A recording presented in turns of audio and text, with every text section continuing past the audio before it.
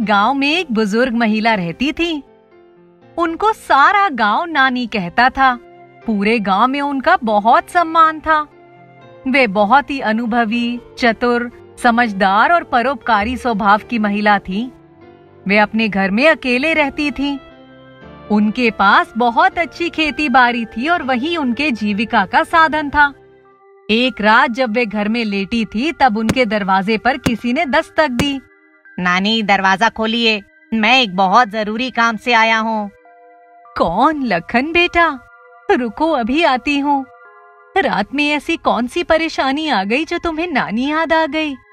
नानी, मेरे बेटे की तबीयत बहुत खराब हो गई है। बुखार बढ़ता ही जा रहा है। वैद्य जी भी घर पर नहीं हैं। आप ही कुछ रास्ता निकालिए।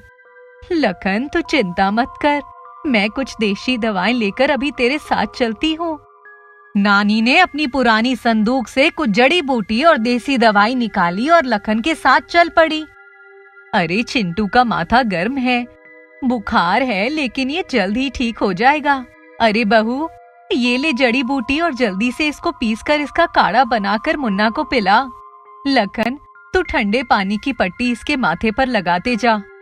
लखन ने झट से ठंडे पानी में डुबाकर एक कपड़े की पट्टी चिंटू के माथे पर रख दी। थोड़ी देर में काढ़ा भी आ गया और नानी अपने हाथों से चिंटू को वे काढ़ा पिलाने लगी। माँ, मैं नहीं पीऊंगा, ये बहुत कड़वा है। गुड़ लेकर आओ। गुड़ आ गया। चिंटू बहुत बहादुर है, ये काढ़ा पी जाएगा। गुड़ भी कितना मीठा है, चिंटू सब खा जाएगा। चिंटू तुरंत काढ़ा पीने लगा और उसके बाद दिया हुआ गुड़ भी खाने लगा। उसे गुड़ के स्वाद का मजा आने लगा और वे नानी को देखकर मुस्कुराने लगा। धीरे धीरे चिंटू को आराम महसूस होने लगा।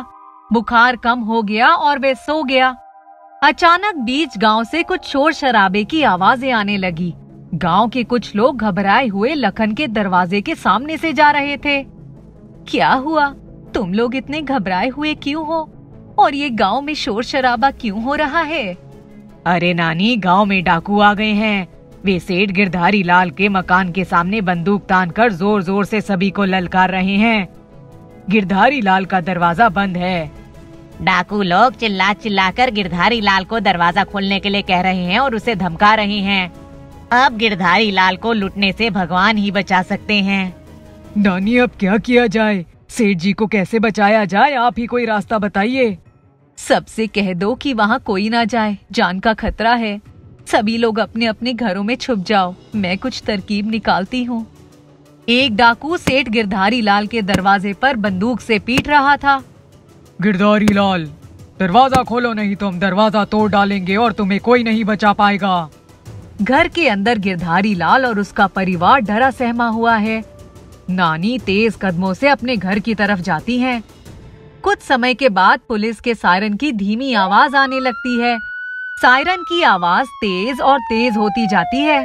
सभी डाकू सायरन की आवाज से डर जाते हैं और एक दूसरे का मुंह देखने लगते हैं। चलो यहाँ से भाग जाते हैं, पुलिस आ रही है। सरदार, आप ठीक कह रहे हैं, यहाँ से निकल जाना ही बेहतर होगा। चलो भाइयों, चलते हैं।